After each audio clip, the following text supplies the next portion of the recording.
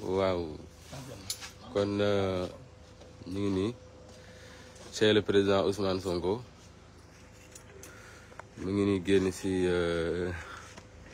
pour le lancement du concert de casserole kon président vous avez la parole. Waaw, je vais m'exprimer en français pour particulièrement clarifier un certain nombre de choses auprès de la communauté internationale par rapport à la symbolique revêt cette opération de concert de casserole. Nous avons opté pour cette méthode, pour cette fois-ci, qui nous permet de nous exprimer de la manière la moins violente possible, au-delà de la nuisance sonore que ça peut constituer, pour émettre un message fort au président Macky Sall d'abord, à son entourage, à tout le peuple sénégalais, mais également à cette communauté internationale. Ce dont le Sénégal a besoin, c'est d'apaisement, c'est de stabilité, c'est de tranquillité, c'est de démocratie, c'est de liberté. Toutes choses qui ont été largement bafouées ces dernières années pour simplement satisfaire aux ambitions d'un homme ou alors d'un petit clan. Il est temps que cela s'arrête. Nous ne voulons plus qu'il y ait des morts d'hommes. Nous ne voulons plus que des jeunes soient gravement blessés. Nous ne voulons plus que des gens soient arbitrairement emprisonnés, uniquement à cause de leur opinion ou de leur coloration politique. Nous ne voulons pas aller vers des élections qui sèmeront le chaos dans ce pays qui était l'un des derniers bastions de stabilité dans l'Afrique de manière générale, mais en Afrique de l'Ouest en particulier. Et c'est pourquoi, malgré l'illégalité qui frappe l'interdiction qui nous a été faite d'organiser aujourd'hui, ce jour-là, notre cérémonie d'investiture de notre candidat pour la prochaine élection, malgré la mesure arbitraire de barricade de notre domicile, vous voyez là-bas encore le stationnement des forces de défense et de sécurité, et les autres sont de l'autre côté, qui dure depuis 1 mois et demi, sans aucune décision judiciaire ni administrative, malgré la persécution au quotidien dont nous souffrons. Je parle de tous nos militants. Nous avons, pour cette fois-ci, opté pour l'apaisement. Mais c'est un avertissement en même temps. Et nous espérons que le président Macky Sall saura se ressaisir à temps. Le message que le peuple sénégalais veut lui envoyer et qu'il va envoyer au monde entier aujourd'hui à travers son concert de casserole, c'est un message d'apaisement et de paix. Et pour cela, il faut qu'il libère les détenus politiques. Plus de 700 détenus politiques dans les geôles de Macky Sall, c'est trop. Il faut qu'il libère les détenus politiques. C'est des Sénégalais qui ont des droits. Et certains sont retenus depuis trop longtemps, sans jugement, en violation de toutes les procédures de droit. C'est assez. Il faut qu'il lève ses barricades contre mon domicile. Je suis un leader politique et je crois que je crois mériter d'une certaine adhésion des populations sénégalaises pour justifier qu'on évite certaines choses, parce que la réaction populaire peut toujours déboucher sur l'irréparable, comme ça c'est déjà fait en 2021 et 2023. Il faut que cela s'arrête.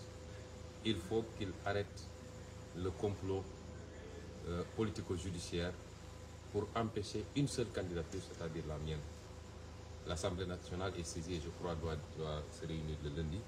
Et tout ce qui sera voté là-bas doit conclure à une seule chose, bloquer ou éliminer la candidature d'un homme qui s'appelle Ousmane Sonko, et au prix de la réhabilitation de beaucoup d'autres candidats qui aujourd'hui ont fait l'objet de condamnations beaucoup plus sérieuses.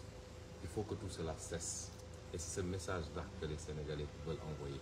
Ils ne veulent plus de certaines situations de chaos. Sauf si le président Macky Sall les pousse à bout. Il a terminé ses mandats. Il n'a qu'à aller tranquillement vaquer à ses occupations. Personne ne lui souhaite du mal dans ce pays, mais il faut qu'il arrête de faire du mal aux Sénégalais de manière générale et à son opposition en particulier. Il a fini son mandat, ce n'est pas à lui de choisir le prochain président du Sénégal. Il peut choisir dans son camp mais il ne peut pas choisir pour le Sénégal. Et ce que les Sénégalais veulent, c'est des élections inclusives avec tous ceux qui remplissent les conditions pour leur permettre de choisir librement et souverainement leur prochain président de la République. Et c'est pourquoi nous faisons aujourd'hui ce concert de casserole. Je le ferai symboliquement pour lancer le ton. Vous voyez que dans mon quartier, c'est presque impossible de l'organiser avec ces barricades qui ne me font pas du mal à moi seul, mais qui en font à mes voisins également qui souffrent à côté de moi. Je me présente mes plus excuses par rapport à cette situation qui dure depuis longtemps. Kon mbokk yi ñu ngi lancé officiellement concert de casserole bi na ko ñëpp topp ku bëgg jàmm ci réew mi rek na ko def parce que su amee doole dina doon message boo xam ne àdduna yëpp dina ko dégg waaye moom mi nga xam ne mooy ndeyu mbill mi te teg fitna ci réew mi dina ko dégg te xam ni Sénégalais yi ànduñoo ak moom ci fu mu bëgg a jëmale réew mi suñu bëggee moytu ëllëg ñu ne xeex amatina ci réew mi bay bakkan rot ci bay nit gaañu ci yu mel nii na ci ñëpp farlu kon ñi ngi invité ñëpp ñu génn def concert de casserole ba riir bi ñu dégg ko fépp kon symboliquement maa ngi lancé mbir mi du caaxaan du po waaye communication la boo xam ne message lañ ci bëgg a génne moo tax ngeen gis ni ma sol lu xonk ci kaw ba si suuf ngeen ko defee ci journée bi yëpp lancé officiellement concert de casserole bi maag ñi nga xam ne tey waa sécurité bi protocole ñi nga xam ne tey ñoom ñoo jot a ñëw expliqué sama kër aywa.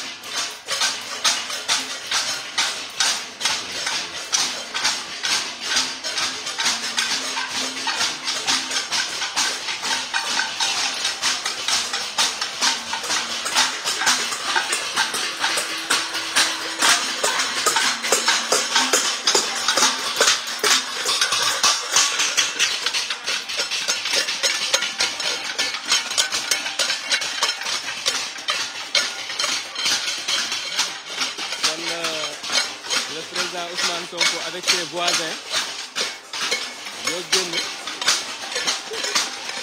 kon ngeen ko gisee xale yi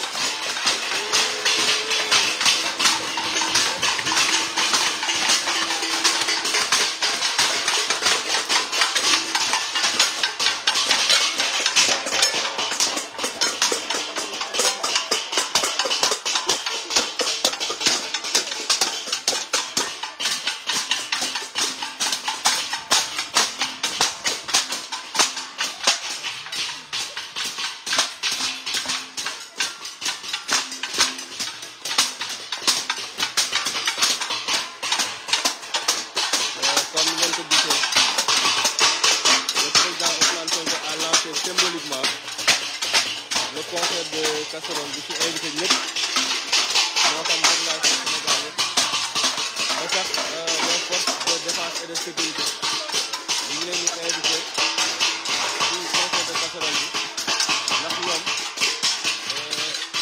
ñoo la gën a bëgg jàmm.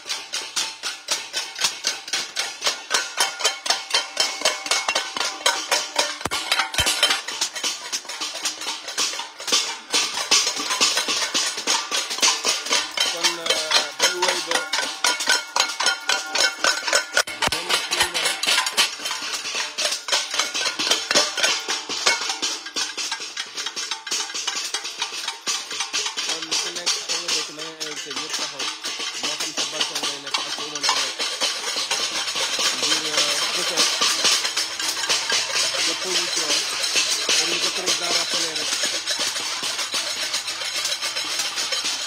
mooy képp koo xamante ne bëgg nga jàmm képp koo xamante ne d'accord ci li nga xamante ne mooy ci li Macky Sall nekkee mën nga génn fësal ko moo xam Jakarta nga yor nga def say klaxon moo xam oto nga yor moo xam tay bool nga yor nga tëgg wane ne jàmm nga bëgg gis ci Sénégal waaye d'accord ci li nga xamante ne moom la le président Macky Sall bëgg doxalee kon lii la woon dañ leen laata li nga xamante ne mooy concert de casserole bi